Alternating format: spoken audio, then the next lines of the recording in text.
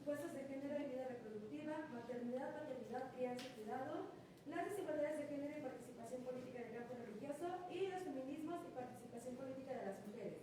Esto nos ilustra un poco más acerca de nuestra segunda invitada del día de hoy y sin más les doy el uso de la voz, doctora. Muchas gracias.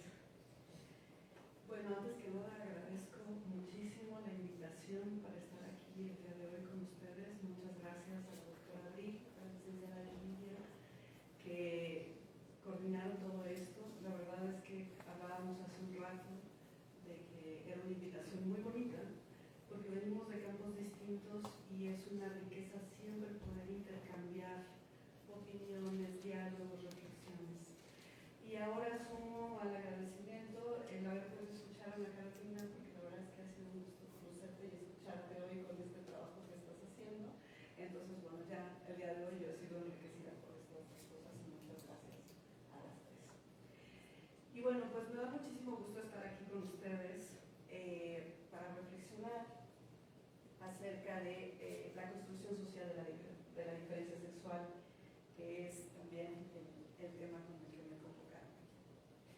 Me gusta mucho porque a veces pensamos que ya no entendimos todo, ¿no?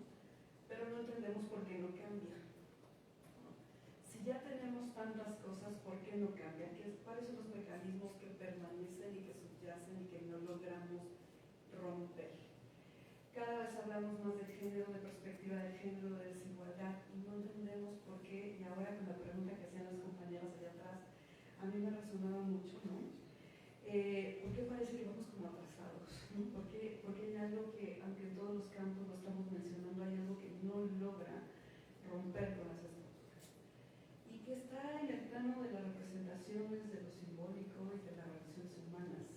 Y tal vez esa es una de las dificultades, que no es tan rápido y a veces lo que va pasando en la vida cotidiana no va a la par de lo que ocurre en otros campos.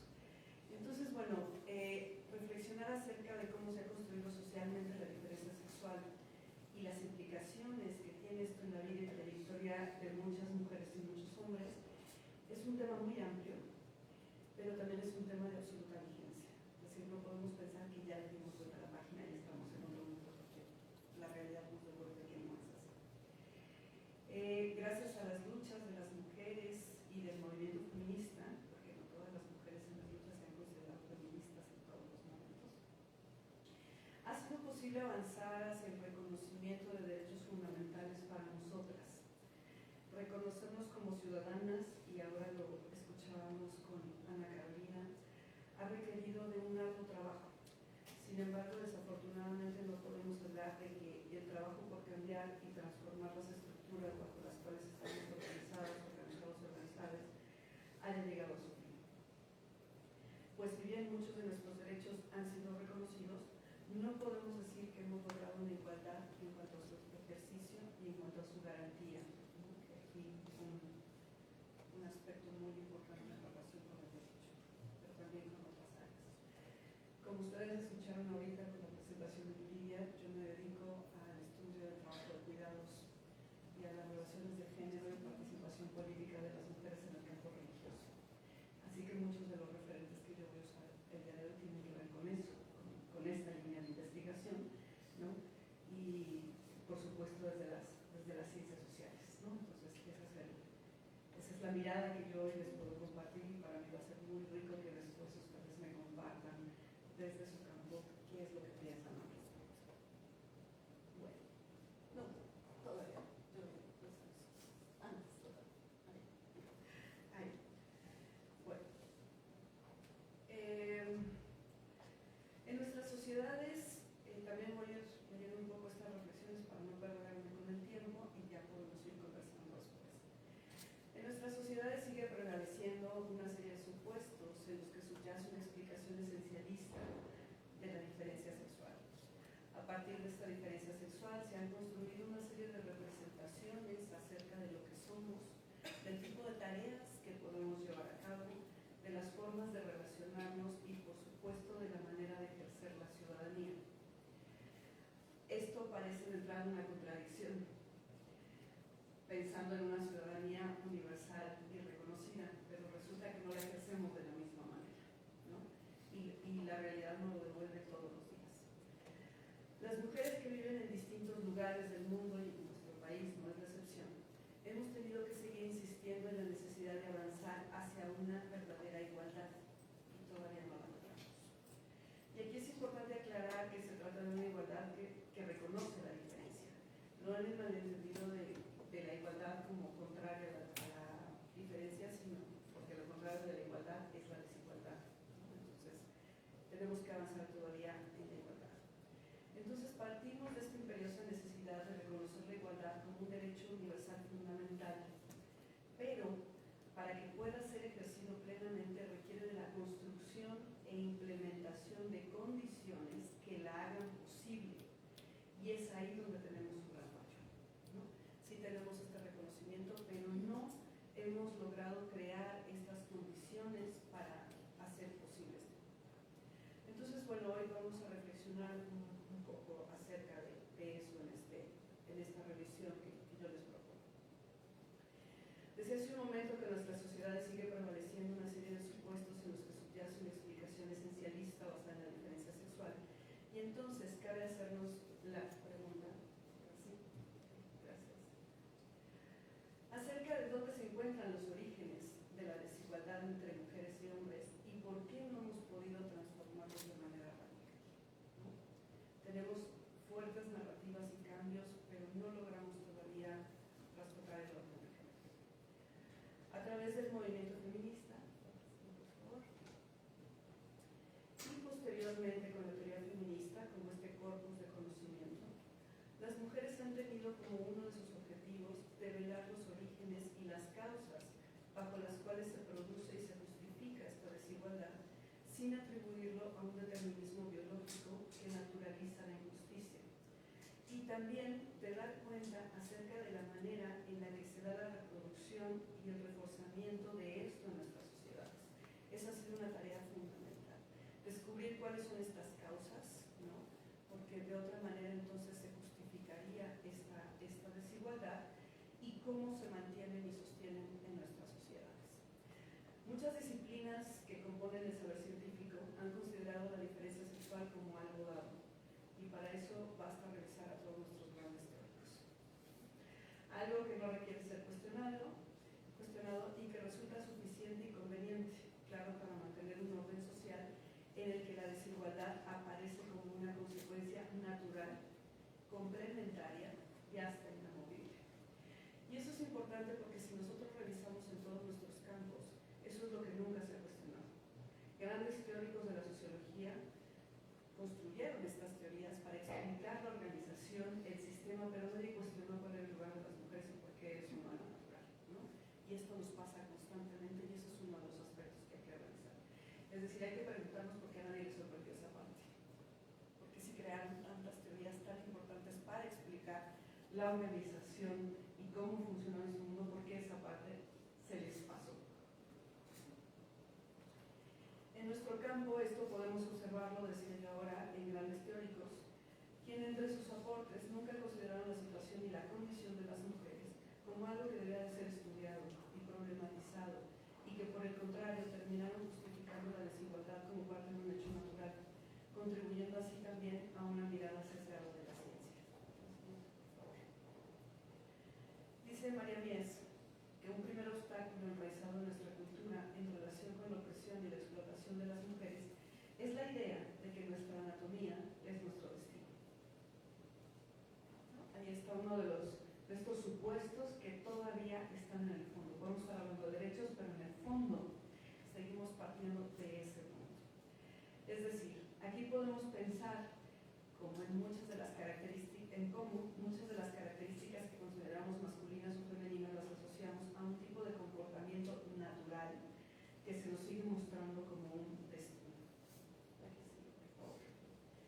Esta misma autora nos llama a pensar de manera crítica lo que entendemos por naturaleza y en cómo la participación de las mujeres en la producción y la reproducción de la vida a través del trabajo doméstico, a través del trabajo de cuidados, se entiende como una extensión todavía de la naturaleza, incluso concebida como algo inconsciente y sin control. O sea, es algo que se da también otra vez. Las mujeres en la naturaleza es algo que lo hacen de manera natural. Y no como una interacción consciente del ser humano con la naturaleza, es decir, nos despoja de esa capacidad consciente de ponderar, de decidir, de actuar sobre eso, porque solo nos coloca como una cuestión que se hace sin control. Es decir, como una relación de intercambio, de interdependencia en la que existe esta reciprocidad, y esta idea, esta asociación de las mujeres con la naturaleza nos despoja de eso. En una de las investigaciones sobre el campo académico y las mujeres y los cuidados, entrevistando a varias mujeres académicas, les pregunto por la lactancia. Y al igual que muchas otras mujeres, resulta que ninguna de ellas sabía cómo amamantar. ¿Por qué creen? Porque es algo que aprendemos. Es decir, porque no es algo con lo que nacimos sabiendo, no es que tengamos un hijo, lo tenemos, lo sostenemos y ya. Justo es parte de estos supuestos de asociación con la naturaleza que pareciera que las mujeres ya sabemos todo eso y tenemos este instinto, ¿no? Ya no se usa la palabra instinto, pero seguimos pensando que así es como funciona, ¿no? Entonces, esto es lo que todo el tiempo está jugando en este campo de significados, de esta asociación de las mujeres con la naturaleza, y que por lo tanto todo lo que tiene que ver con eso es algo que se da de manera natural, inconsciente y sin control, despojándonos de esta capacidad de tomar decisiones y actuar sobre lo que está a nuestro alrededor. Cito a María Mies, dice: todo trabajo envuelto en la producción de la vida, incluyendo el trabajo de dar a luz a un niño, no se toma como una interacción consciente de un ser humano con la naturaleza, es decir, como una actividad propiamente humana, sino que se presenta como una actividad de la naturaleza que producen igual las plantas y los animales de manera inconsciente y que no posee control alguno sobre este proceso. Entonces, esto es lo que todavía, esto es muy importante, porque esta es una idea que sigue prevaleciendo y permea nuestras sociedades, permea nuestros campos, pero también las normativas y todo lo que vamos creando a su alrededor. En esto entonces, este pensamiento se encuentra todavía muy enquistado en nuestra sociedad, y por ello se asume que la posibilidad reproductiva de las mujeres es el destino bajo el cual debe ser determinado su lugar en el mundo. Y se da un valor instrumental a sus cuerpos, se invisibilizan sus necesidades y se niega o minimizan sus contribuciones en el sostenimiento de la vida. Por ejemplo, mucho de lo que tenemos hoy en torno a los derechos laborales de las mujeres se relaciona con la capacidad reproductiva y la mirada de que las instituciones tienen de esta como una cuestión ajena al trabajo, transitoria y complementaria, en la que se invisibilizan muchas de las necesidades de las mujeres. Pongo un ejemplo. En esta misma investigación hacemos una revisión de todos los contratos de las instituciones de educación superior en México. La mayor parte de los contratos utilizan un lenguaje masculino. Todos hablan del trabajador. La única parte donde hablan de la trabajadora es cuando van a hablar de maternidad, permisos de paternidad y cuidado de los hijos.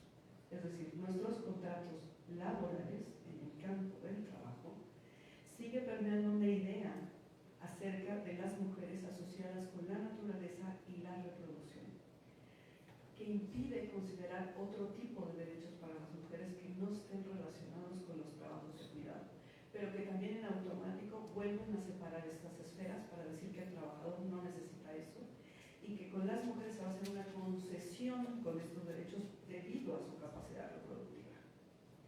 Entonces, tan es así que sigue permeando todos nuestros campos. El campo del derecho laboral, ahí es donde encontramos esta asociación todavía de las mujeres con la naturaleza y la capacidad reproductiva, porque solamente en esta revisión de contratos yo encontré uno o dos que hablan del trabajador y la trabajadora, ¿no? Entonces, cuando nos vamos a hablar, por ejemplo, de las licencias de maternidad y paternidad, no es lo único que tenemos que revisar. Tenemos que revisar por qué las mujeres no están incluidas ahí y todavía seguimos pensando que son el trabajador, ¿no? Esto por poner un ejemplo. Entonces, voy a hablar aquí de dos aspectos fundamentales en los que la diferencia biológica construye una desigualdad social. No son los únicos, pero de aquí derivan otros que probablemente nos sea más fácil identificar como parte de las desigualdades de género que vivimos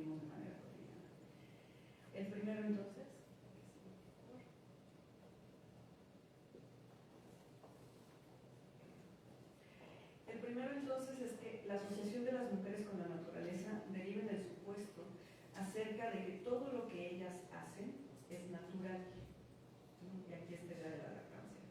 Si las mujeres pueden lactar, pues puede ser natural y es ahí donde está, ¿no? Que esto que es natural no produce y que no tiene un valor en el sistema económico imperante en nuestras sociedades. Esta idea de que las mujeres están asociadas a la naturaleza también impide darnos cuenta de lo que ellas necesitan y de cuáles son sus intereses, porque solamente su lugar en el mundo se delimita a este espacio natural de la vida. Y el segundo es que debido a esta idea preconcebida de asociación de las mujeres con la naturaleza, se justifican y sostienen una serie de prácticas de dominación, porque tenemos esta idea de que la naturaleza hay que dominarla, porque es incontrolable e inconsciente. Y violencia, que son vistas como parte de un orden natural, en el que los varones deben ejercer el poder sobre las mujeres y sobre el entorno, como parte de un proceso que tendemos constantemente a llamar progreso o desarrollo. Es decir, esta vinculación de las mujeres con la naturaleza justifica el sexismo y la discriminación, pues no se le considera con la capacidad de autonomía suficiente para tomar decisiones y también para ejercer el poder, ¿no? Por eso, esta idea de que si las mujeres somos naturaleza, entonces requerimos de intermediarios, ¿no? Y lo vemos, y ya lo mencionaba la doctora Ana Carolina, ¿no? Incluso en este padre de familia, que es el que recibe el salario y luego dice dentro de la casa cómo hay que usarlo. Es decir, pareciera que entonces las mujeres no tienen esa habilidad y requieren de ese intermediario, al igual que en otros aspectos. Por momentos pareciera que estamos lejos de esto, pero si nos damos cuenta, observamos con detenimiento, estos supuestos siguen permeando nuestras relaciones cotidianas y también nuestras relaciones con las instituciones. Esto a propósito de lo que hablaba hace un momento sobre el campo laboral, ¿no? Nuestras instituciones siguen regidas por esta misma idea de que las mujeres estamos asociadas a la naturaleza. Por eso hablar de menstruación, de menopausia, es algo que de lo que no se habla y todavía se considera que tiene que verse solo en la vida privada. ¿Alguien se ha preguntado qué pasa con las mujeres en la menopausia y la vida productiva y el trabajo? ¿No? Es algo de lo que no se habla. ¿Y saben qué pasa con la menopausia? No solo son sofocos, hay cansancio, hay dolores articulares, hay nieblas mentales, es decir, es una cuestión hormonal que por supuesto afecta el mundo laboral, pero de eso tampoco nada se habla, ¿no? Tampoco se habla del hipotiroidismo. Tampoco, ¿no? Es decir, lo único que está en nuestros contratos de instituciones de educación superior, que tenemos comisiones de igualdad de género, que tenemos muchas charlas, o sea, los cuidados están estudiando en todas las instituciones de educación superior, en todas se habla de perspectiva de género, pero nuestros contratos son la cuestión más atrasada del mundo. ¿Qué dice eso? Es decir, lo estamos estudiando, pero no estamos transformando ni siquiera estas condiciones al interior.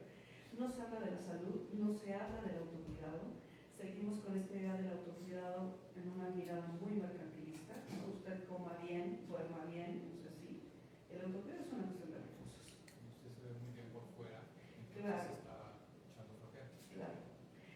En los contratos revisados, un solo contrato después del COVID considera la situación de los cuidados en colectivo y la cuestión de la seguridad. No estamos hablando del cuidado tampoco en situaciones de riesgo como las que vivimos en el país, ¿no? Entonces todo esto no está y nos habla de algo que tenemos pendiente. No solo hay que estudiar los cuidados, no solo hay que estudiar con perspectiva de género, sino que hay que transformar las normativas que nos rigen en todos estos campos, ¿no? Y aquí, bueno, esto del campo laboral.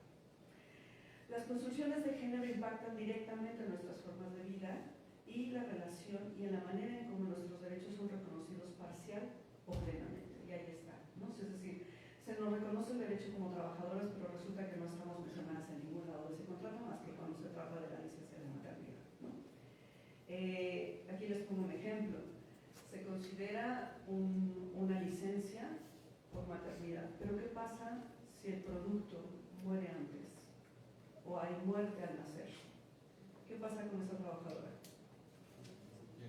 Tiene que regresar de inmediato. ¿Dónde está la consideración por el duelo, por el cambio físico, por todo lo que ese cuerpo tiene que hacer después para volver a trabajar. Eso no existe. Y ahí es donde vemos también que en estos contratos lo que permea es una mirada de las mujeres como trabajadoras, donde se requieren cuestiones de cuidado y guarderías, pero para que puedan trabajar. O sea, no por ellas y no por sus hijos e hijas, sino para que se incorporen lo antes posible al trabajo, ¿no? Y esto que nos devuelve, pues que esa mirada de asociación de las mujeres con la naturaleza es lo que nos sigue permeando en las relaciones cotidianas. Aunque hablemos mucho de igualdad de género como derecho, y aquí es donde está esa ciudadanía parcial, ¿no? Entonces, sigue por favor. Carol Tegman, ella dice que la diferencia sexual es de absoluta relevancia política, porque a partir de esta diferencia se determinan quiénes son los sujetos del contrato y quiénes son los objetos del contrato. Para esta autora, en el caso de los primeros, los varones son los sujetos, porque se hace un contrato de libertad y de reconocimiento, y diría Celia Amorós, en el espacio de los iguales todos pueden acceder al poder, aunque no todos lo tengan de la misma manera. Mientras que las mujeres se vuelven el objeto del contrato, que es el lugar de la subordinación el que queda supeditado a las decisiones de los otros, ¿no? Que tienen que ver con este espacio también del otro. Para ella incluso las mujeres accedemos a la ciudadanía como mujeres, y por eso traigo a colación de los contratos, es decir, no como individuos abstractos de esta ciudadanía que siempre ha tenido atributos masculinos y descorporizados, sino como mujeres corpóreas y dotadas de una capacidad diferente, que es la de dar vida a través de la reproducción. Es decir, nuestro ejercicio de la ciudadanía ya va con eso, y por lo tanto, entonces, todos nuestros derechos están solamente pensados en torno a eso.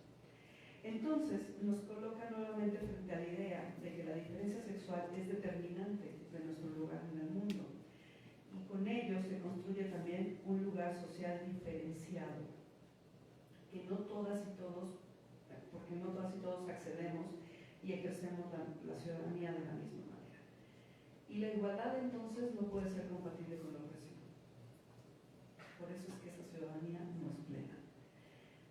Si somos los objetos del contrato, si no estamos mencionadas, es que entonces es una situación también de opresión y de sujeción, y por lo tanto no podemos estar hablando de igualdad todavía. Esta desigualdad social construida a partir de la diferencia sexual se ha erigido como opuesta y complementaria, y ha establecido una diferencia de cualidades, de roles y de espacios que también son representados como opuestos y complementarios, como lo son el espacio público y privado. Por ejemplo, cuando pensamos que la casa y la calle son lugares opuestos y que unas y otros tenemos diferente acceso a eso, ¿no? Porque aunque pensemos que todas y todos tenemos derecho al espacio público, lo que experimentamos del espacio público no es lo mismo. Y lo que experimentamos de un espacio público, como por ejemplo en el COVID, ¿se acuerdan del silencio que había en la calle? El ruido en la ciudad nos dice también cuáles son los espacios a los que podemos acceder y cuáles no. ¿Qué pasa con una calle donde no hay ruido y está oscura? No, bueno, tenemos derecho al espacio público, de eso a transitar por ahí, ese es otro asunto. Y la manera como transitamos como hombres o como mujeres también va a impactar en ese lugar. Pero todo esto es parte de una construcción social y no natural del mundo. Ahí les recomiendo incluso este texto de María Mies para hablar sobre el mito del hombre cazador y la mujer recolectora. No sé si ya lo conocen. Sí. Acá dicen que sí. Es un texto muy bonito, ¿no? Porque ella cuestiona, bueno, siempre desde muy chiquitos en la escuela nos han enseñado que los hombres eran los cazadores, ¿no? Y siempre es la imagen del mamut y todo esto, ¿no? Y las mujeres, no, pues por la crianza se quedaron cuidar los hombres, ¿no? Pero parte de lo que hace María Mies al estudiar esto es darse cuenta que, por ejemplo, la alimentación se basaba en la recolección de las semillas, la alimentación diaria, porque no es que se cazaba a diario. Los hombres cazaban, pero no cazaban todo el tiempo. Quien sostenía la alimentación eran las mujeres a partir de la recolección. Y que esto muy probablemente nos lleva a pensar que también una de las primeras herramientas que se desarrollaron las hicieron las mujeres para poder excavar y recolectar, por ejemplo, ¿no? Pero que también al pensar que los hombres iban a esta casa, bueno, algo tenían que llevar de comer también, ¿no? Es decir, nos devuelve el lugar de las mujeres en la organización y en el sostenimiento de la vida, que esto tiene que ver con los cuidados. En su manual les recomiendo ese texto también, por favor. Así pues, la categoría de género surge como una herramienta analítica que nos permite entender cómo se configura esta desigualdad a partir de la diferencia sexual y el uso del poder, y develar los mecanismos bajo los cuales la desigualdad es sostenida por el mismo sistema como una forma de sostenerse. Es decir, a nuestro sistema le conviene mantener esta desigualdad porque las mujeres sostienen la vida y salen a un costo muy barato para este mismo sistema. Ahora, ¿cómo se expresa esta diferenciación y cómo tiene lugar en esta sociedad? La que sigue, por favor. Vamos a ver un par de aspectos relacionados con los puntos que mencioné antes acerca de estas construcciones de género. El primero, la división sexual del trabajo y los cuidados. Yo sé que van a hablar más adelante de cuidados, así que no me voy a meter todavía en eso porque ya le tocará a las compañeras, ¿no? Pero bueno, esta es la manera en cómo las sociedades asignan de manera diferenciada tareas a hombres y a mujeres a partir de la diferencia sexual. Esta división sexual del trabajo coloca a los varones como los principales proveedores del sustento del hogar y a las mujeres como las encargadas de hacer las labores dentro de los hogares, aun cuando ellas además tengan un trabajo remunerado, porque esto no ha cambiado. Las mujeres han entrado al mercado laboral en muchas ocasiones y esto no ha disminuido sus cargas de cuidado. Es decir, seguimos pensando que aunque las mujeres trabajen remuneradamente, ellas son las responsables naturales del cuidado. A ellas les sale mejor que esto de la crianza. Eso permea en nuestros espacios académicos, ¿saben? Entrevistando a académicas y académicos que además tienen una cercanía con sus hijos, es decir, hay un ejercicio de la paternidad latente. A mí me llamaba mucho la atención cómo ellos se involucran en muchas labores de cuidado que tienen que ver con la cocina. A todos nos gusta hacerlos de desayunar a los hijos. Pero cuando preguntaba, ¿y quién los peina cuando son chiquitos? Es que eso le sale mejor a la mamá. ¿Por qué? ¿Sí? O sea, es decir, sí tenemos ciertos involucramientos, pero resulta que en el fondo sigo pensando, aunque sea un padre comprometido, que hay algo que ella tiene que le sale mejor que es peinarlos, ¿no? Le salen mejor los hotcakes, pero es que el peinado, ¿no? A ella le sale mejor. Ahí en esas pequeñas sutilezas es donde vemos que seguimos pensando que las mujeres tienen no sé qué natural que les sale mejor, ¿no? Esta división surgida de la diferencia sexual y la asociación con la naturaleza hace que el trabajo de las mujeres se vea como una extensión y que el trabajo de los varones sea el único que se considera como tal dentro de un modelo económico capitalista en el que el trabajo tiene como finalidad la producción a cambio de un salario. Así pues, dentro de este modelo se considera que las mujeres no producen, es decir, no trabajan. En este mismo sentido, Silvia Federici nos habla de que todas las mujeres trabajan, solo que unas lo hacen con remuneración y otras sin remuneración, pero todas trabajan. Entonces, vamos a observar algunos de estos en datos, algunas expresiones de esta diferencia sexual transformada en desigualdad social. Respecto a los cuidados, entendidos como todas estas aquellas actividades que sostienen la vida y que incluyen el cuidado de la salud, el cuidado de los hogares y el cuidado de las personas dependientes y a las personas que cuidan el propio autocuidado. La que sigue, por favor. En México hay 30.3 millones de hogares donde al menos una persona requiere apoyo o cuidado, lo que equivale a un 78.1 de los hogares en el país. Fíjense la cantidad. En todos estos hogares alguien requiere cuidado. Pero claro, ¿quién lo provee? La que sigue, por favor. Estos son datos del INEGI.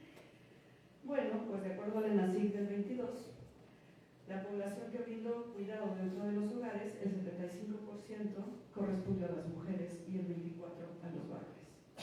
Ahí es donde vemos que a pesar de que las mujeres se dediquen al trabajo remunerado, seguimos pensando que los labores de cuidado es un asunto de mujeres. Y lo vemos, ¿no? Han estado alguna vez en una reunión familiar, alguien trae un bebé cargado, entonces inmediatamente ve a Abril y se lo pasa. Es decir, yo no sé si Abril tiene hijos, si los ha cargado alguna vez, si le interesa, ¿no? Pero entonces yo asumo que si ella está ahí, ha de saber, ¿no? Antes de pasárselo al compañero, porque quién sabe si le sabe. Es decir, ahí en nuestras relaciones, en esas sutilezas, es donde firmamos la presencia todavía de esto tan enquistado en nuestra sociedad, que no podemos terminar de sacar, ¿no? La que sigue, por favor. Respecto a los jóvenes y el cuidado, de las personas de 15 a 29 años que no económicamente activas y que no están disponibles para trabajar, miren ustedes la disparidad de género que se encuentra respecto a quienes se dedican a estudiar y quienes se dedican a hacer quehaceres domésticos. Es decir, entre los 15 y los 19 años, las personas que no trabajan, tenemos aquí un 54.6 de mujeres que están estudiando, frente a un 82.5 de hombres que están estudiando. Y miren la que sigue. Si lo pensamos en quién está trabajando porque está realizando quehaceres domésticos, labores domésticas, las mujeres es un 42.7 frente a un 8.2 de los varones. Es decir, todavía seguimos pensando que es importante que los varones estudien porque van a ser quienes sostengan los hogares, a pesar de que tenemos una realidad en la que hombres y mujeres trabajan y requieren para eso también estudiar. Ahora, ¿qué pasa con el empleo? La informalidad laboral. La que sigue, por favor. Las mujeres presentan mayores porcentajes de informalidad en prácticamente todas las edades. En particular, es mayor el crecimiento a partir de los 35 años, alcanzando un porcentaje mayor del 50.5% en el grupo de 35 a 39 años. Y los varones presentan menos diferencias en la informalidad entre los 20 y 54, pero aumenta a partir de los 55 años. Entonces, aquí en esto podemos observar cómo se sigue considerando que el trabajo de las mujeres es complementario al salario de los varones, bajo un modelo de familia tradicional que, por cierto, no existe, ¿no? Porque tenemos conformaciones muy diversas en nuestra sociedad acerca de las familias. Ahora, por un lado, las mujeres se incorporan al trabajo informal porque no pueden dejar de lado sus responsabilidades de cuidado y entonces buscan empleos donde no tengan que cumplir con un horario que les permita continuar con ese trabajo de cuidado. Pero también aquí hay otra cosa que hay que considerar, porque a veces solo consideramos esa, y es que el campo laboral genera empleos precarios para las mujeres, porque va a pagar menos por menos horas y se va a deshacer del problema de tener que reglamentar la guardería y otro montón de cosas. Entonces ahí esos dos elementos están jugando también en la situación de informalidad de las mujeres. ¿Qué es lo que pasa con esto? Pues que por supuesto las deja en condiciones más precarias para ellas y para sus hijos porque no tienen acceso a seguridad social, etcétera, etcétera, ¿no? Eso en la informalidad, vemos que la formalidad tampoco es que estén las condiciones dadas. La que sigue, por favor. La mayor presencia de mujeres en el mercado laboral no ha eliminado la segregación por género en los diferentes sectores. Tan seguimos asociando a las mujeres con los cuidados que la participación femenina es predominante en los sectores de servicios, sobre todo en el sector comercio. No se diga venta de ropa, de cosméticos, abarrotes, etc. Mientras que en el caso de los varones se concentran en otros sectores como la industria, la construcción, la minería, es decir, todavía seguimos, ahí lo vemos en el campo laboral. El campo laboral también está permeado por esta idea y esta asociación de las mujeres a la naturaleza, entonces están ahí las labores de cuidado, lo que tiene que ver con la venta de cuestiones para el hogar. Esto indica entonces que la división sexual del trabajo según el género se manifiesta tanto en el ámbito doméstico como en el mercado laboral, debido al tipo de ocupaciones en las que predomina la participación de las mujeres. La que sigue, por favor. Una causa importante entonces de la brecha de género en la participación laboral es la distribución desigual del trabajo no remunerado en el hogar y el cuidado familiar. A pesar de que las mujeres han aumentado sus horas de trabajo remunerado, siguen dedicándose más tiempo al trabajo no remunerado que los hombres, y esta división del trabajo se acentúa cuando las mujeres cuidan a 3 o más hijos, ¿no? O a personas y adultos mayores. Entonces, si se dan cuenta ahí, lo que está en turquesa es el trabajo remunerado y lo que está en morado es el trabajo no remunerado. Dense cuenta cómo prácticamente es algo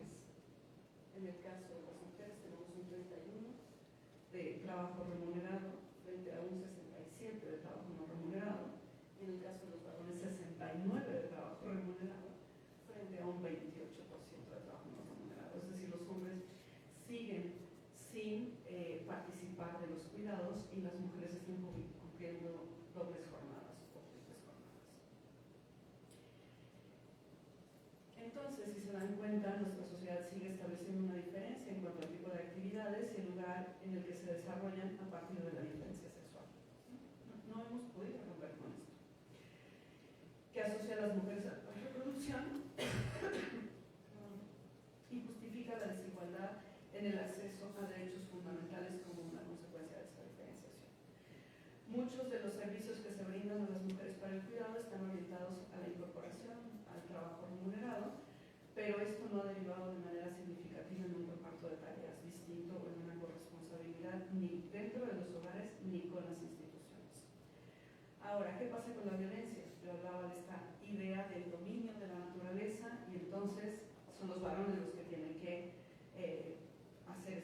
llevar a cabo este dominio a través de la violencia. La que sigue, por favor. ¿Qué nos dice la ONU en el 23? Que 736 millones de mujeres, casi una de cada tres, ha sido víctima de violencia física o sexual al menos una vez en su vida. En el 21, 45.000 mujeres y niñas murieron a manos de sus parejas u otros familiares en todo el mundo. Claro, porque si las mujeres no tienen tampoco los recursos para poderse mover, ¿no? Y están dentro de la casa, por eso es que a veces los lugares son el lugar más inseguro, pues es la casa. Hacen esto mismo. Esto significa que más de 5 mujeres o niñas son asesinadas por hora por alguien de su familia. La que sigue, por favor. En esta gráfica podemos ver que del 16 al 21 incrementó la violencia casi en 4 puntos porcentuales en nuestro país, en todas las formas de violencia. Es decir, seguimos también teniendo muchos pendientes en materia de seguridad para las mujeres. La que sigue, por favor. Y en el 21, 41.8 en México de las mujeres de 15 años y más manifestó haber vivido alguna situación de violencia en su infancia antes de cumplir los 15 años. En el 22, de acuerdo con datos de las Fiscalías Generales de Justicia Estatal, el delito de violación registró su máximo en el grupo de 10 a 14 años, son nuestras niñas, y ocurrió 4.7 veces más en niñas que en niños. Y la última, 33.6% de niñas y adolescentes de 12 a 17 años que usaron el internet o el celular entre el 21 y el 22, entre julio del 21 y agosto del 22, recibió fotos o videos de contenido sexual y 32.3 hicieron insinuaciones o propuestas de este tipo frente a 18.2 y 12% de niños y adolescentes hombres. Es decir, esto nos recuerda por qué está siendo tan difícil llegar a la igualdad, porque no solamente es una cuestión de normativa, tenemos que empezar a cambiar todos estos supuestos de género que permean nuestros campos y que están vigentes cuando se hacen las normas y que están vigentes en nuestras relaciones y también dentro del campo académico, porque tenemos una gran responsabilidad. Esos sesgos que tuvieron nuestros teóricos y continuamos teniéndolos, entonces estamos legitimando esta desigualdad. A partir de esta diferencia sexual, de esta diferencia biológica, estamos legitimando desigualdades sociales. Entonces, bueno, cierre. Podemos observar en estos datos, que por supuesto solo son algunos, unos pocos datos, frente a muchas otras evidencias de la desigualdad de género, podemos afirmar que la ciudadanía de las mujeres implica el reconocimiento de sus derechos, pero también la necesidad de crear condiciones que garanticen que estos derechos sean vividos. Y en eso nos falta muchísimo. Es decir, se requiere trastocar el orden de género impuesto, que justifica la desigualdad en todos los ámbitos bajo el argumento de que este supuesto destino natural es parte de esta diferencia. Porque esta desigualdad, por supuesto, conviene a un sistema patriarcal y capitalista que sostiene, que está sostenido en la explotación de las mujeres. Y entonces quiero cerrar con esta cita de Bhattacharya, que es durísima. Dice: las mejores políticas para promover los intereses de la mayoría de las mujeres son también las mismas políticas que recortan las ganancias del capitalismo como sistema de producción. Es durísimo. Tal vez eso nos explica por qué no avanzamos del todo. Porque si se pagara el trabajo de cuidado no se podría sostener el sistema. Porque les sale muy barato al sistema que las mujeres hagan todo esto y que lo resuelvan entre ellas en sus casas con las otras mujeres. cuidado hay otras que la apoyan. Entonces eso es durísimo y tal vez nos hace entender por qué no terminamos de avanzar en una cuestión de igualdad para las mujeres, porque no le conviene a este sistema patriarcal capitalista, porque hay muchos que tienen muchos privilegios, justo por eso. Entonces, bueno, con eso cierro, ¿no? Necesitamos trastocar el orden de género dentro de un sistema económico que es depredador. Conversemos.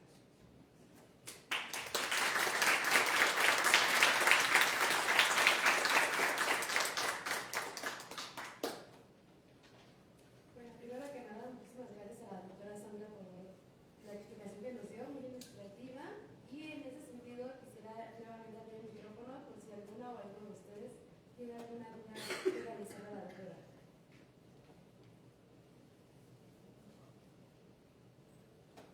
Hola, ¿qué tal, doctora? Aquí iniciando con una pregunta que me voy a retomar a su título de su ponencia, ¿no? Atendiendo a eso, ¿cuál sería, desde su punto de vista, la propuesta para acabar precisamente con esa construcción cultural de la diferencia de sexos? De igual manera, señalaba usted en el transcurso de su ponencia que estábamos hablando de una cuestión instintiva en cuanto a las cuestiones de cuidado de las mujeres. Es algo que a mí me llama mucho la atención, todas estas cuestiones de cuidado, porque finalmente estamos teniendo una igualdad formal, pero no sustancial. ¿A qué voy con esto? La formal la tenemos en las leyes, está plasmada, pero el Estado y la sociedad en su conjunto no están haciendo nada precisamente para poder hacer esas efectivas desigualdades. A veces cuando platicamos con varones, se les complica mucho esta parte de entender por qué estamos hablando mucho sobre esos temas en esta época, ¿no? Desafortunadamente no llegué muy a tiempo para escuchar la ponencia de la doctora, pero me ha encantado. Me imagino que ahí explicó algunas cuestiones precisamente de la historia, cómo nos fuimos construyendo, ¿no? Pero finalmente aquí nosotros, para acabar con estas desigualdades, y vuelvo a retomar mi pregunta inicial, ¿cuál sería su propuesta para que acabemos? Tendremos que diferenciar antes de irnos a los feminismos en unas cuestiones de masculinidades y cuestiones de situaciones femeninas para poder entender los roles, ¿no? Por eso hablamos que a la mujer nos toca la situación de cuidado. Me llamó en especial la atención cuando hablaba usted de los contratos laborales. ¿Será que todavía no entendemos lo que es la perspectiva de género? Y eso es lo que nos está tocando, y los legisladores no han entendido qué es la perspectiva de género, que es precisamente dar las necesidades a cada quien, hacer algo a la medida para cada quien, ¿no? Entonces, me gustaría mucho saber qué es lo que usted propone desde su óptica para poder acabar con estas diferencias de sexos en la construcción cultural. Larga, pero bueno, muchas gracias.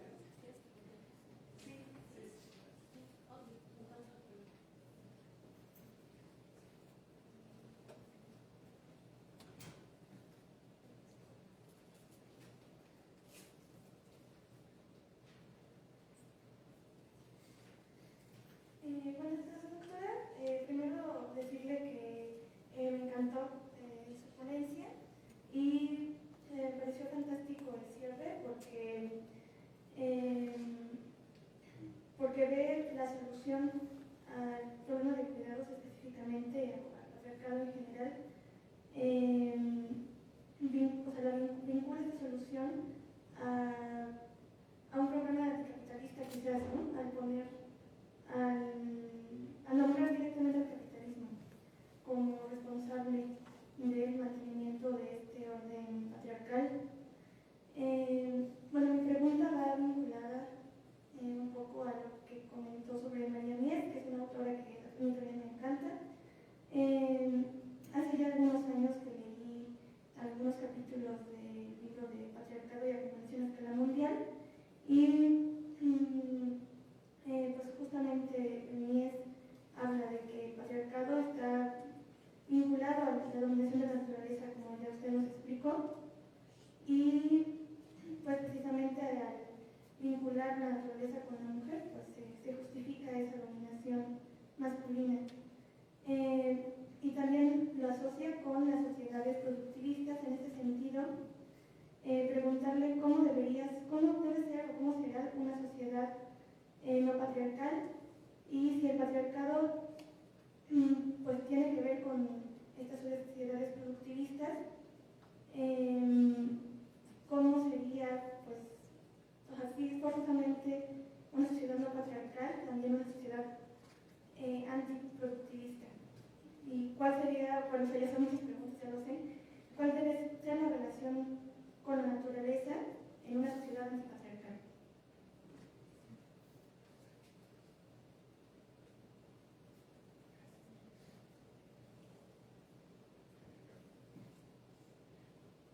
¿Qué tal, doctora? Muy interesante su ponencia. A mí tengo una pregunta en concreto, pero sí me hizo pensar en varios temas, ¿no? Por ejemplo, lo que mencionan acá y acá la compañera. Las Naciones Unidas mencionan, si no me equivoco, 300 años, ¿no? Para llegar a un nivel de igualdad sustantiva, lo cual ya desde ahí nos hace rompernos el pedazo, ¿no? Esa es una cuestión, ¿no? Y también las propuestas, entiendo que toda esta propuesta que usted hace o que nos plantea aquí, junto con lo que menciona la compañera, pues nos conduce a la idea del ecofeminismo, si no lo malinterpreto, ¿no? Y sí sería interesante escucharle cuál sería como la visión de cómo llegamos a eso, porque a veces en esta materia siento, o a veces discutimos mucho sobre los problemas, pero imaginar cómo sería una sociedad así es complejo, ¿no? Es utópico, pero sí a veces nos cuesta imaginar, y por eso es que es interesante. Dos puntos que me destacó en su ponencia. Un autor actual, Willy Ferraioli, habla de que en algunos momentos se ha hablado del concepto de ciudadanía, y también tiene que ver con la ponencia de la doctora Carolina. Dice, hay uno de los momentos en los cuales se ha roto el concepto de ciudadanía es cuando se comenzó con el reconocimiento de derechos de mujeres. Sin embargo, creo que todavía estamos ahí en un punto no alcanzado. Hay reconocimiento de derechos, pero no en ese pie de igualdad. Y eso me lleva a otro elemento de discusión. Normalmente hablamos, y muy académicamente, del contrato social y de todas sus ideas más románticas, tal vez más positivas. Sin embargo, me recordó mucho su ponencia a lo que dice Nietzsche. Nietzsche, en la genealogía de la moral, dice que siempre hablamos de contrato social, cuando en realidad lo que realmente sucedió, y no fue como tal un acuerdo, fue una dominación a partir de la fuerza, ¿no? Y eso lo retoma, entiendo desde otra perspectiva, Adriana Guzmán, importante feminista. Así que no importa en qué escaño nos encontremos, aún el hombre y la mujer en la peor situación socioeconómica, una mujer indígena en una comunidad rural perteneciendo a cualquier categoría, siempre va a estar debajo de un hombre precisamente por el uso de la fuerza, ¿no? Eso me recordó bastante su ponencia. Y ya la cuestión concreta es, supongo que ya ha revisado, estoy seguro, la opinión consultiva 31 de 2025 de la Corte Interamericana sobre Derecho a los Cuidados. ¿Qué le ha parecido desde esta perspectiva que usted propone? ¿Es adecuada, medio no tan adecuada, neutral, suficiente, insuficiente? Muchas gracias.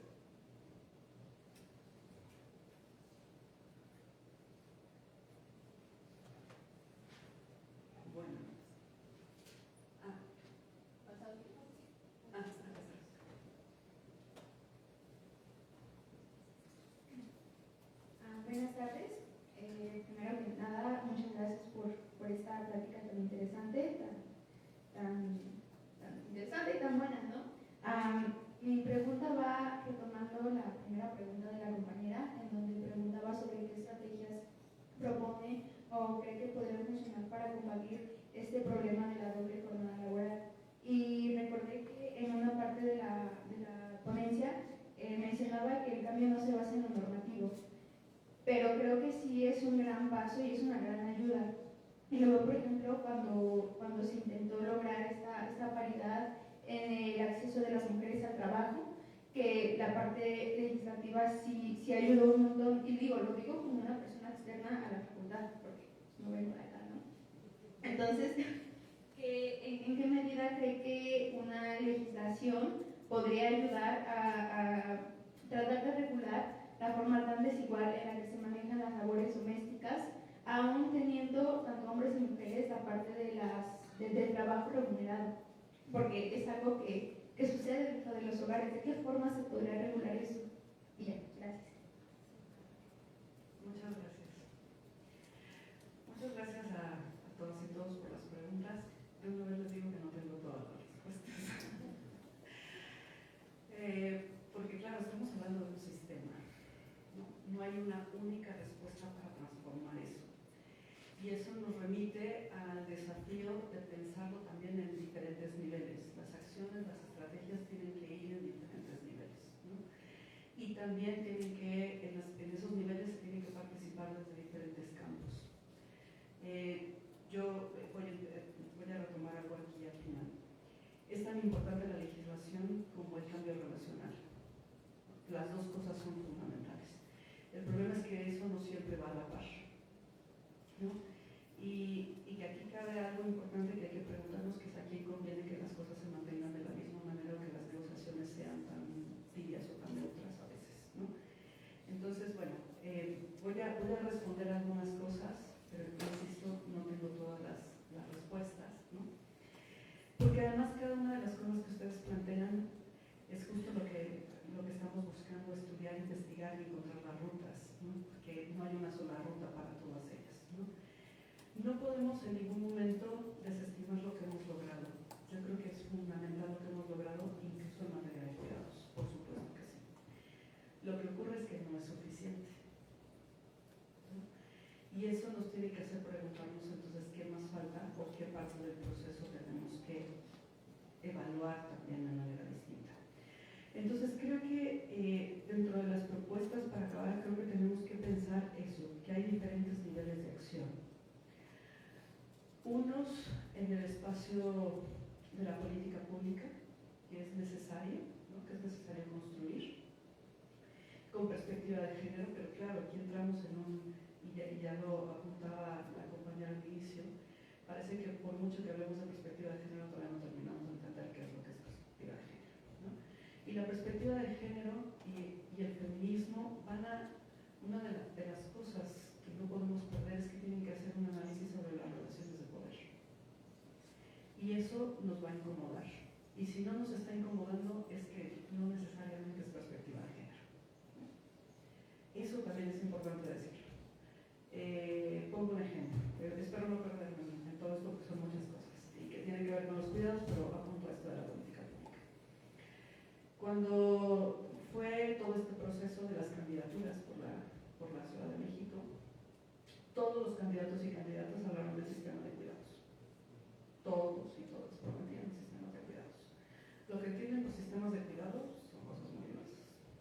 Uno de los candidatos decía, yo prometo el sistema de cuidado para que todas las mujeres, este sujeto ya se equivocó. O sea, si está hablando del sistema de cuidados y está empezando para todas las mujeres es porque su mirada del cuidado, claro, y lo hace, imaginemos que con su mejor voluntad y perspectiva de género. Pero lo que está entendiendo es este orden natural donde va a ayudar a las mujeres para que alguien les cuide a los niños y ellas puedan trabajar.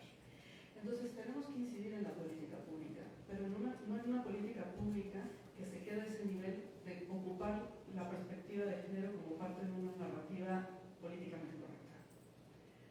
Porque trastocar el orden de género implica que nos va a incomodar y que se van a perder privilegios. Y no tenemos muchas políticas públicas donde eso se negocie, por ejemplo, ¿no? Entonces ahí tenemos que trabajar mucho en qué es lo que estamos entendiendo por perspectiva de género. Y por eso ustedes lo escucharon, luego hago investigación feminista porque eso para mí implica analizar las relaciones de poder que se están dando en esa negociación, ¿no? Entonces ese es un punto, tenemos que trabajar en las políticas públicas para que sean verdaderamente con perspectiva de género y no pensemos que el género es llamar a las mujeres a hacer macramé o ejercicio. Pero incluso cuando hablamos de perspectiva de género y sistemas de cuidado, muchas de las acciones que se tienen, porque no tenemos un sistema, son programas,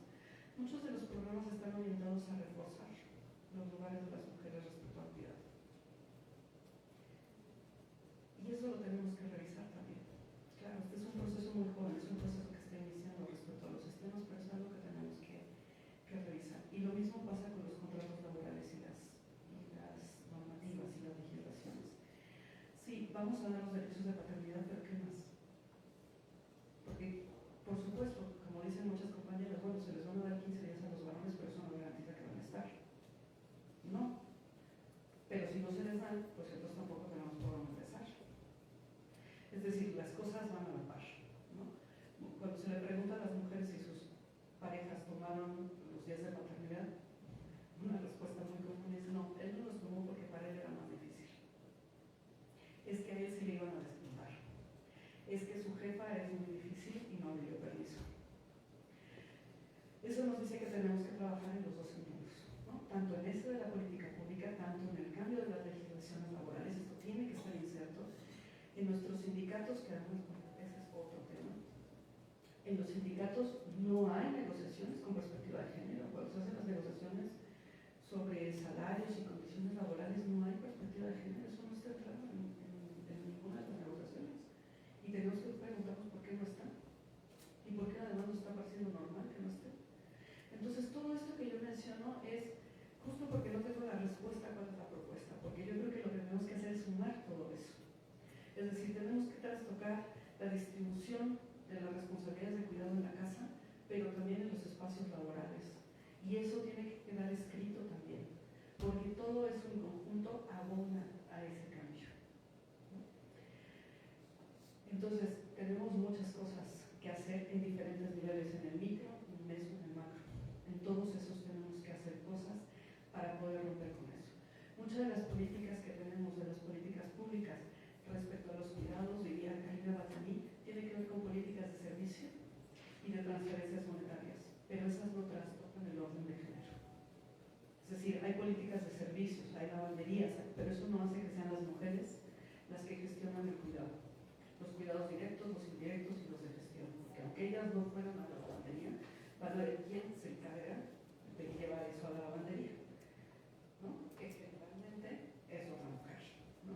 Entonces, todavía no estamos en esa fase, desafortunadamente. No hemos logrado que las políticas públicas trastoquen el orden de género. Todavía tenemos políticas de servicios, ¿no? Políticas de transferencia monetaria, pero que no están sirviendo del todo para poder llegar a ese punto. Y no tenemos sistema de cuidados porque lo que tenemos son muchos programas que están desarticulados. Y parte del asunto con los sistemas de cuidados es que esto se tiene que articular, si no se articula no se puede. Entonces es un poco sobre el derecho al cuidado. La cuestión del derecho al cuidado es muy importante porque pensar en el derecho al cuidado implica que alguien también lo tiene que garantizar, que no es una cuestión voluntaria, que no es una cuestión discrecional y que no tiene que estar ligado al derecho laboral. O sea, es decir, el que yo sea trabajadora, si soy desempleada, igual tengo derecho a ser cuidada y a tener un servicio en ese sentido. Pero para eso también todavía nos falta mucho. Y es muy importante porque en la medida en la que se involucra el Estado, entonces también se garantiza y se vigila que no haya violaciones a este derecho. Pero también entonces tenemos que mirar que este derecho, que esa es otra forma de abonar a estos cambios, sea para la persona que es cuidada, pero también para la cuidadora. Es eso. Pero todavía no es suficiente. Todavía no estamos ahí. Tenemos muchos avances, pero todavía no estamos ahí, ¿no? Y no estamos ahí mientras tengamos un sistema que se beneficia de que no estemos ahí. Porque si todo ese trabajo de cuidado se paga, el sistema se derrumba. Y este sistema patriarcal y capitalista nos concede ciertas cosas y negocia, porque se tiene que sostener, pero nunca pierde. Entonces, ¿qué tenemos que hacer? Yo digo que a veces causar fracturas es difícil, pero tenemos que causar algunas fisuras, porque por ejemplo nada tenemos que hacer y negociar, ¿no? Y en este sentido es que todavía no podemos hablar de una etapa donde no haya patriarcado, ¿no? O una de capitalismo. Y aquí voy a echar mano de lo que, como ven, conozco más, que son los cuidados, ¿no? Porque los cuidados a veces tendemos a pensarlos en medio de esta desigualdad. Dice Karina Batani que es un nudo crítico de la desigualdad, yo coincido. Pero también en los cuidados hay un componente que es nutrición. El cuidado también es una forma de resistencia frente a la explotación del mismo sistema.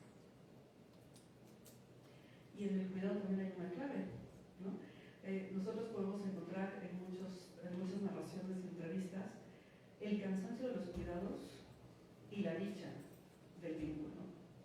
Es decir, el cuidado por el cuidado no es algo que no nos guste. Nos gusta el cuidado, por supuesto, aceptamos el cuidado. El problema es la distribución injusta de los cuidados, no los cuidados.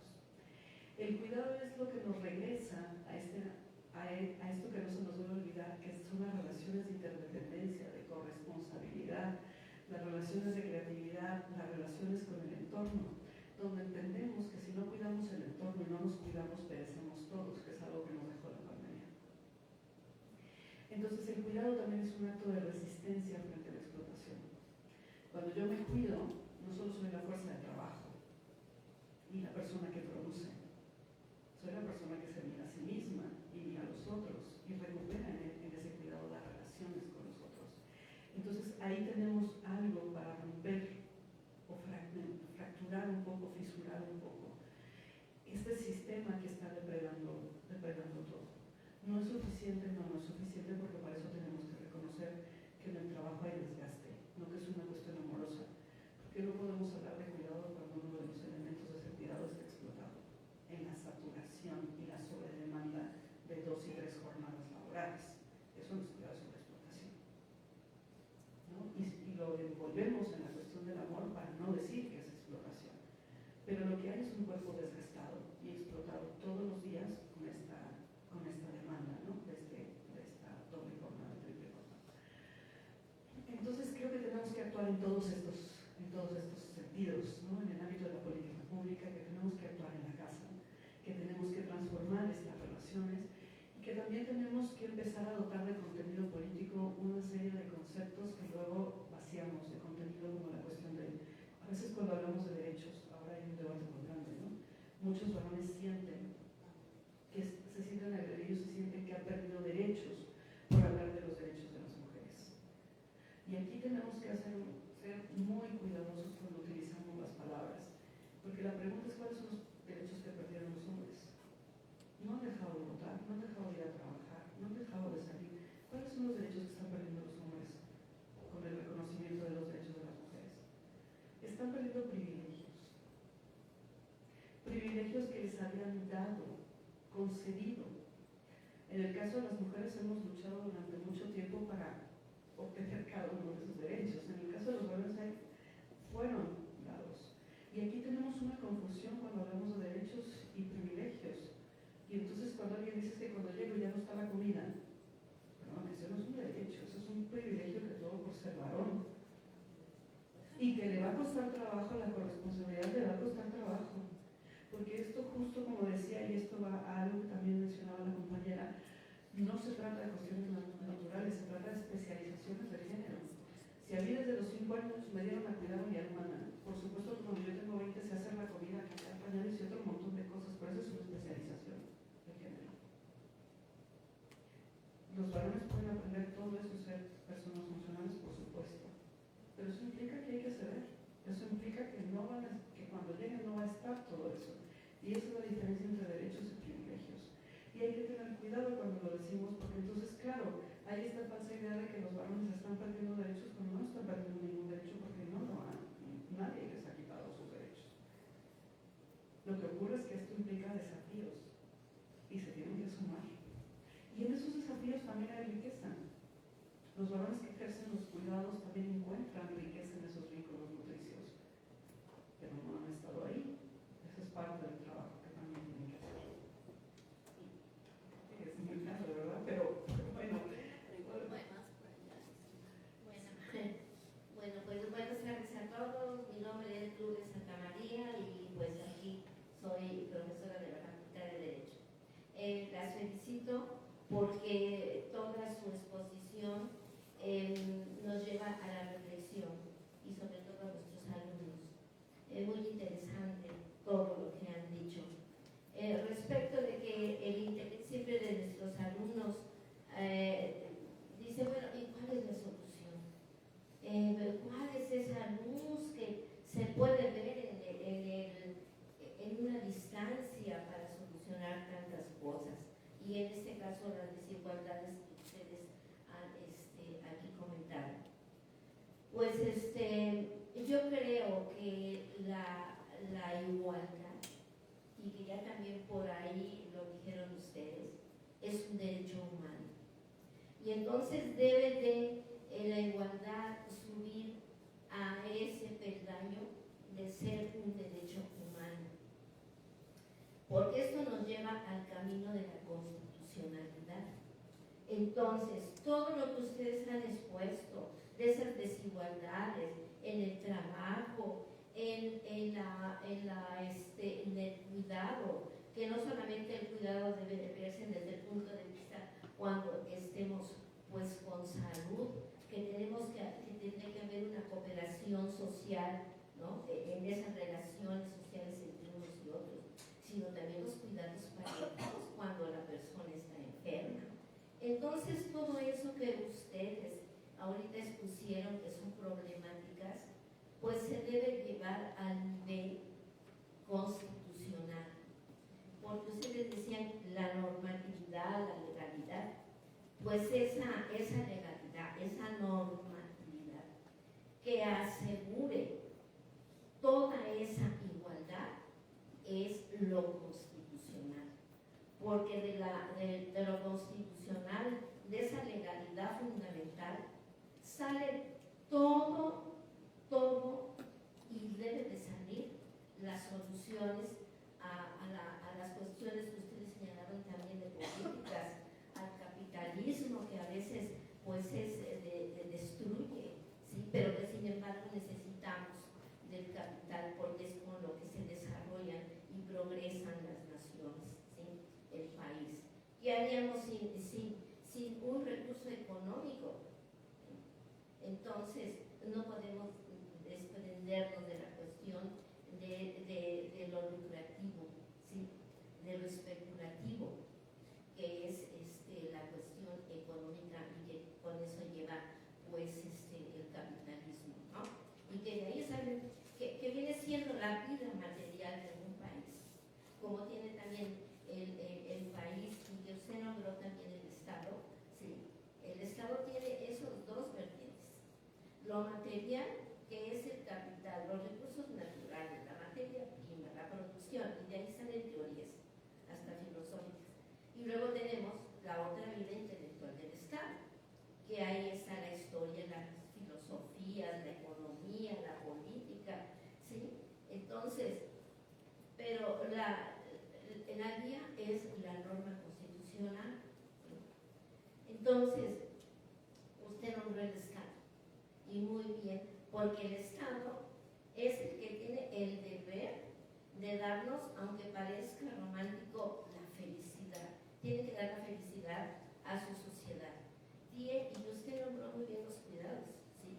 Entonces el Estado tiene el cuidado de su sociedad, para que su sociedad viva con optimismo y pueda seguirse desarrollando y progresando en todas las actividades sociales, económicas, culturales, políticas, etc. Pues eso es lo que yo quería comentar, la constitucionalidad y el derecho humano de la igualdad. Porque ahora solamente, antes era pues sí, hombre y mujer, pero ahora no. Ahora tenemos otros géneros y que son nuestro complemento, ¿sí? en lo social, en la sociedad. Eso es todo. Muchas gracias porque nos hacen reflexionar con su exposición. Bueno, felicidades. Sé que no respondí todo, pero no hay como responderlo todo además en ese tiempo, pero bueno, me da muchísimo gusto haber estado y gracias pues, por compartir la reflexión, ¿no? Yo tengo, pensando en esto, yo tengo mucha esperanza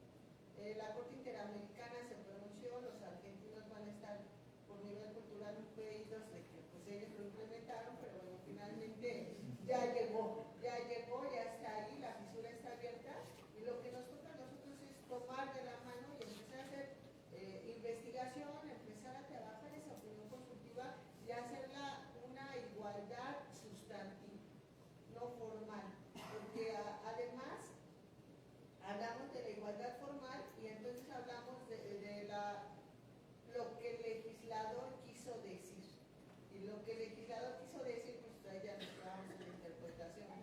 Vamos a apoyar todos estos movimientos. Gracias, doctora. Bueno, pues muchísimas gracias. Nuevamente un aplauso, por favor, para nuestra ponente.